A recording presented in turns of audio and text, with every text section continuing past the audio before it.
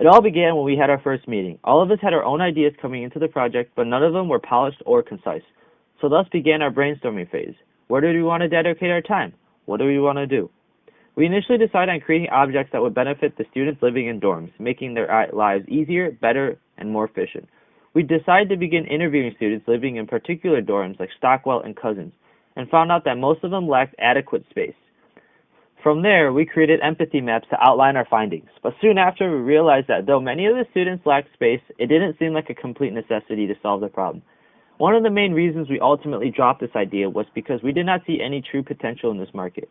Even after coming up with several innovative ideas to potentially remedy this issue, none of them were met with very much enthusiasm. It seemed that students just didn't care that much.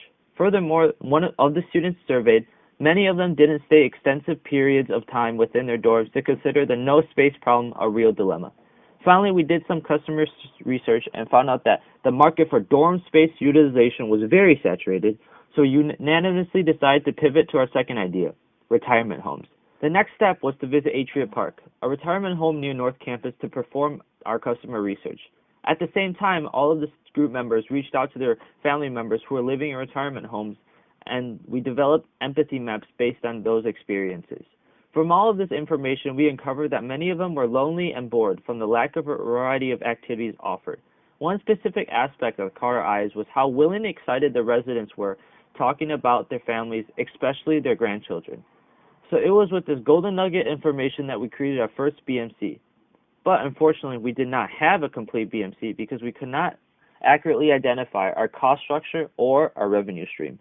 We then approached Atria with the idea of creating a pen pal system between its residents and students from local elementary schools. Our thought was that this would bring schools closer to retirement homes and thus bridge a gap between young children and the elderly. We saw this interaction as benefiting both parties. It would help kids gain insight on the processes of aging and the importance of community involvement, as well as allowing them an opportunity to practice their reading and writing skills, thus reinforcing the learning experience. For the elderly, these children would challenge them to keep mentally and emotionally active, as well as allow them a more diverse range of human contact. For our BMC, we thought we could charge Atria a one-time fee for this service that would allow us to buy materials and set up activities for the children to meet residents.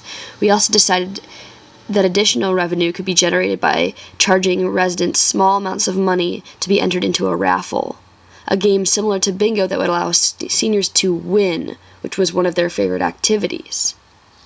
Overall, we thought this plan could benefit Atria by diversifying the number of engagement recreations offered, thus attracting more people to come and live with them, as not many retirement homes in the area have a program with elementary schools like this. This pivot was rejected. Katie, the engagement coordinator at Atria, informed us that she was unwilling to pay for the service, stating that while she had not yet set up a partnership like this, it was on her to-do list, and she didn't see the value for paying for it, seeing as her activities budget, while one of the highest in the area, was too small to support us.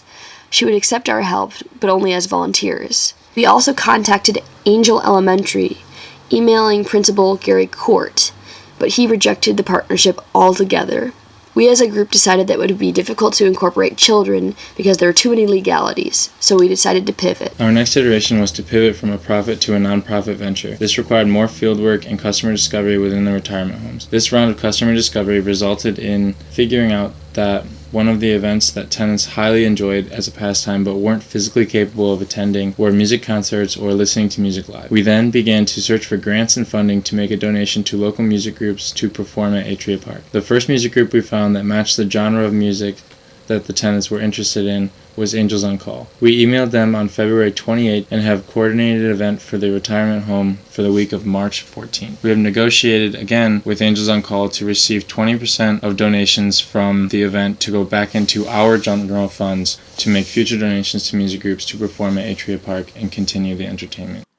The main idea that we will take away from our business adventure is that customer discovery is an intricate process that involves a lot of observation, questioning, and problem, as well as solution validation. The lesson we learn is that you need to immerse yourself in the environment of your customer segment to identify a true problem that they face every day and that affects them greatly. After observing your customer segment, creating empathy maps, reviewing these empathy maps, identifying commonalities amongst them, and discovering a problem, you now need to develop a solution. As you saw, we definitely had identified a problem. Thus, we had problem validation. However, at the beginning, our solutions were not that attractive. So, we returned to our empathy maps and looked for more common trends within the different people we interviewed, and were finally able to come up with our final solution. As you can see, we encountered several brick walls. Nonetheless, we remained optimistic and developed a new approach to solve our problem. This is another important aspect of our journey. Iteration is inevitable. However, it is not bad. The more you iterate, the more pure, clear, attractive, and applicable your solution will be. We also learned that iteration is catapulted by feedback. This brings us back to what we mainly learned from this project. Immerse yourself in your customer segment to receive useful feedback in order to adequately iterate your solution and business model.